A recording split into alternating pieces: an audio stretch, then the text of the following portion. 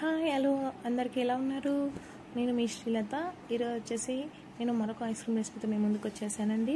అంటే ఈరోజు మనం ఎలాంటి మిల్క్ పౌడర్ కానీ క్రీమ్ కానీ లేకున్నా ఇంట్లోనే చాలా ఈజీగా చేసుకునే ఐస్ క్రీమ్ తినగానే నోటికి వావ్ అనిపిస్తుంది అనమాట. ఏం లేదండి, మనం ఒక half litre full fat milk తీసుకోవాలి. ఇందుకోసం దాన్ని ఒక 10 to 15 మినిట్స్ బాగా బాయిల్ చేసుకున్న తర్వాత మీడియం ఫ్లేమ్లో పెట్టుకొని ఇట్లా గెరెట్తో కలుపుతూ బాగా దగ్గర పడేటట్లు చేసుకోవాలి. ఆల్మోస్ట్ మనం వచ్చేసి హాఫ్ లీటర్ పాలు తీసుకుంటే అవి పావు లీటర్ అయ్యేంత వరకు మరిగించుకోవాలన్నమాట. అలా అయితేనే మనకి ఐస్ క్రీమ్ అనేది మంచి టేస్టీగా వస్తుంది. తర్వాత మనం ఇందుకన్నా ముందు మనం ఒక 30 minutes before ice cream start చేసే ముందు ఒక 30 మినిట్స్ బిఫోరు మనము కాజు బాదం కానీ లేదంటే ఓన్లీ కాజు మన ఇష్టం ఏదో మిక్స్డ్ కానీ చేసుకోవచ్చు. ఒక 10 to 15 పలుకులు కాజుని నానబెట్టుకోవాలన్నమాట. నేనైతే కాజు బాదం రెండు మిక్స్ చేసి నానబెట్టేసుకున్నాను. అలా దాన్ని మెత్తని పేస్ట్గా గ్రైండ్ చేసుకోవాలి. అలా మెత్త పేస్ట్ అనేది ఆ పాలల్లోకి మిక్స్ చేసేయాలన్నమాట. తర్వాత ఒక 5 మినిట్స్ అలా కలిపిన తర్వాత నేను దీనిలోకి కలర్ కోసం మంచి లుక్ రావాలని కోసం నేను దీనిలో ఏం చేశానంటే సాఫ్రాన్ వాటర్ అనేది యాడ్ చేస్తున్నాను అనమాట. ఒక 5 మినిట్స్ అలా దగ్గరగా వచ్చిన తర్వాత అలా గెరెట్తో కలుపుతాక మనకి బాగా దగ్గర పడుతుంది అనమాట. దగ్గర పడిన తర్వాత చివర్లో మనం ఏం చేసానంటే నేను సాఫ్రాన్ వాటర్ యాడ్ చేసుకున్నాను అనమాట. ఎందుకంటే చూడడానికి మంచి లుక్ ఉంటుంది, ఎల్లో కలర్ వస్తుంది అనమాట. అందుకోసం ఇది అనేది మీ ఇష్టం, ఆప్షనల్, వేసుకుంటే వేసుకోవచ్చు లేదంటే లేదు. అలా కలుపుతూ ఒక 5 to 10 మినిట్స్ అలా కలుపుకోవాలి.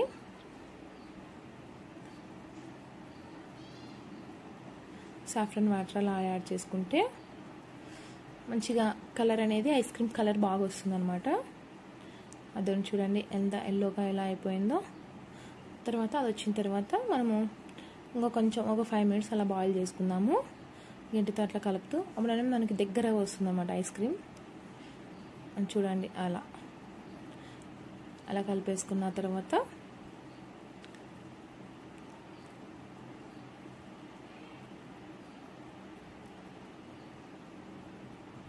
బాగా చిక్కగా వచ్చే వరకు అలా చేసుకోండి. నేను స్టీల్ గిన్నె పెట్టుకున్నాను, అందుకోసం అది ఇక్కడ కింద అంటుకుంటుందని చెప్పేసి అలా కలుపుతూనే ఉన్నాను. చివరికి స్టవ్ కట్టేసిన తర్వాత మనం ఆ మిక్సీని ఏం చేద్దామంటే కొద్దిసేపు చల్లగా చేసుకుందాము. మనం వేడిగా యూజ్ చేయకూడదు కాబట్టి చల్లగా చేసుకుందాం. తర్వాత నేను ఇక్కడ షుగర్ యాడ్ చేసుకోవచ్చు, మన ఇష్టము. నేనైతే ఇక్కడ బెల్లం యాడ్ చేస్తున్నాను. షుగర్ కింద బెల్లం బెటర్ అని చెప్పేసి నేను తీసుకున్న దానికి ఒక 3 to 4 స్పూన్స్కి సెట్ అవుతుంది అనమాట.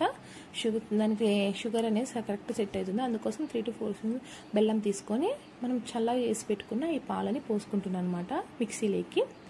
ఈ రెండింటిని బాగా మెత్తగా గ్రైండ్ చేయాలన్నమాట. మధ్యలో కొద్దిగా ఆపుకుంటూ అలా చేసుకుంటే మంచిగా నురుగా వచ్చేసి బాగా క్రీమీ బాగా అవుతుంది అనమాట. ఒకేసారి వేయకుండా కొద్దిగా ఆపి మరి ఒకసారి అట్లా వేస్తే ఇలా చూడండి ఎంత బాగా వచ్చిందో. నురుగా అది అనేది క్రీమీగా అనేది వస్తుంది. తర్వాత నేను బౌల్స్ తీసుకొని బౌల్స్లోకి సర్వ్ చేసేసుకున్నాను ఇవన్నీ ఈ పాలని. నాకైతే 2 cups వేయండి ఇది.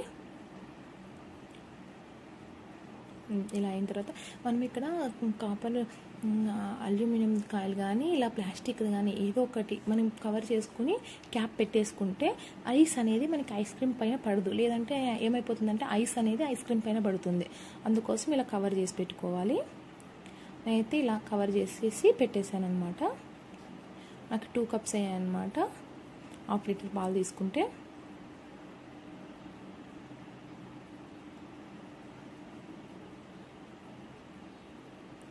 ఓకేనా. తర్వాత మనం ఇది ఒక 8 to 10 hours అట్లా ఓవర్ నైట్ ఫ్రిడ్జ్లో పెట్టేసుకోవచ్చు. ఓవర్ నైట్ ఫ్రిడ్జ్లో పెట్టేసుకుంటే మంచిగా మనకి అనేది బాగా క్రీమ్ అనేది మంచిగా వస్తుంది ఐస్ క్రీమ్. చూడండి నేనైతే ఓవర్ నైట్ పెట్టాను. చూడండి ఎలా వచ్చిందో. చాలా ఈజీగా టేస్ట్ అయితే సూపర్ వచ్చిందండి. అసలు బయట కింద సూపర్ ఉంది టేస్ట్.